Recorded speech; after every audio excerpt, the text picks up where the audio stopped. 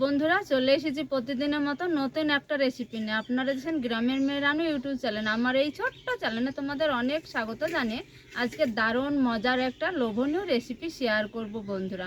আশা করছি আজকের রেসিপি খুব ভালো লাগবে, শুরু থেকে শেষ পর্যন্ত একদম আমাদের সঙ্গে থাকো, স্টেপ বাই স্টেপ দেখতে থাকো। এই যে আগার একদম মুজের কচু শাকটা নিয়েছি বন্ধুরা। এই শাকের এমন একটা সুস্বাদু রেসিপি তোমাদের সঙ্গে শেয়ার করব, খুব ভালো লাগবে। এই রকম রেসিপি হয়তো তোমরা কখনো খাওয়া হয়নি কিংবা করনি বন্ধুরা।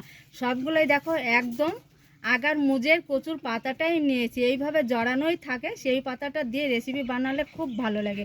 এবার আমি বেছে নেব, দেখো এই যে পাতাটা জড়ানো আছে, এইভাবে আমি একটু ফুলিয়ে নিব। এই যে দেখো ছাড়িয়ে নিব, এই যে দেখো এইভাবে উষার করে ছেড়ে নিলেও হবে। দিয়ে দেখো এইভাবে আমি ছিঁড়ে নিব। এই যে দেখো, এই যে দেখো এইভাবে এই যে শীতটা বানানো হয়েছে, এই ডগাটা বাদ দিয়ে দিব আর এই মুজের পাতাটা নিয়ে নিব বন্ধুরা। এটা শীতটা ছিলে ফেলে দিয়েছে, এই যে দেখো এইভাবে।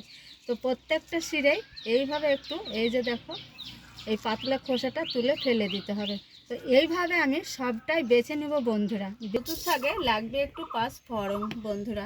এই পাঁচফোড়নটা খুব সুন্দর করে একটু ভেজে নিতে হবে। এই পাঁচফোড়নের সুগন্ধটা কিন্তু খুব ভালো লাগে।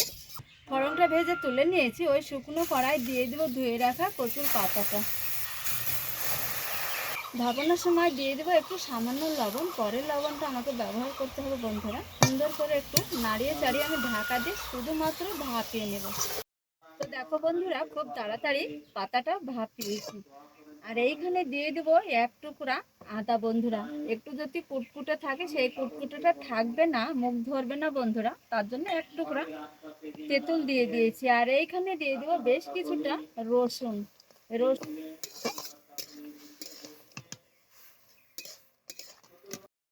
খুব সুন্দর করে ভাপিয়ে নিয়েছি। আর এই যে এইখানে একটু তেঁতুল দিয়েছিলাম, তেঁতুলের কাজটা হয়েছে। এবার তেঁতুলটা বেছে তুলে ফেলে দিব। ভাপানো কচুর পাতাটা এবার একটা প্লেটে উঠিয়ে নেব। তো বন্ধুরা কচুর পাতাটা ভাপিয়ে তুলে নিয়ে কড়া পরিষ্কার করে সরিষার তেল দিয়ে দিয়েছি কিছুটা। আর এখানে দিয়ে দেবো শুকনো লঙ্কা। শুকনো লঙ্কাটা তুলে নেব একটা বাটিতে।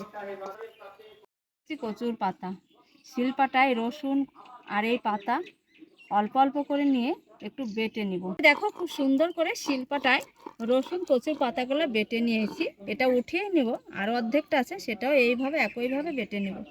দেখো বন্ধুরা সবটাই বেটে নিয়েছি, এবার একটা প্লেটে রেখে দিব। লঙ্কা একসঙ্গে তুলে নিয়েছি বাটিতে, এই তেলটাও লাগবে পরে। শুকনো লঙ্কাটা শিলপাটায় একটু লবণ দিয়ে স্বাদ বুঝে একটু লবণ দিতে হবে, একটু কম করে দিতে হবে বুঝে শুনে। এই শুকনো লঙ্কা শিলপাটায় লবণ শুকনো লঙ্কা বেটে নিয়েছি, কচুর পাতাটা বেটে নিয়েছি, শুকনো লঙ্কা বাটাতে দিয়ে দিব একসঙ্গে। দেখো এতটাই স্বাদ হয় খেতে, কিন্তু গরম গরম ভাতে। একটু লেবু নিয়েছি, এই লেবুর রসটা দিয়ে দিব, আরও সুন্দর লাগবে। এই যে দেখো এই রসটা দিয়ে দিতে হবে।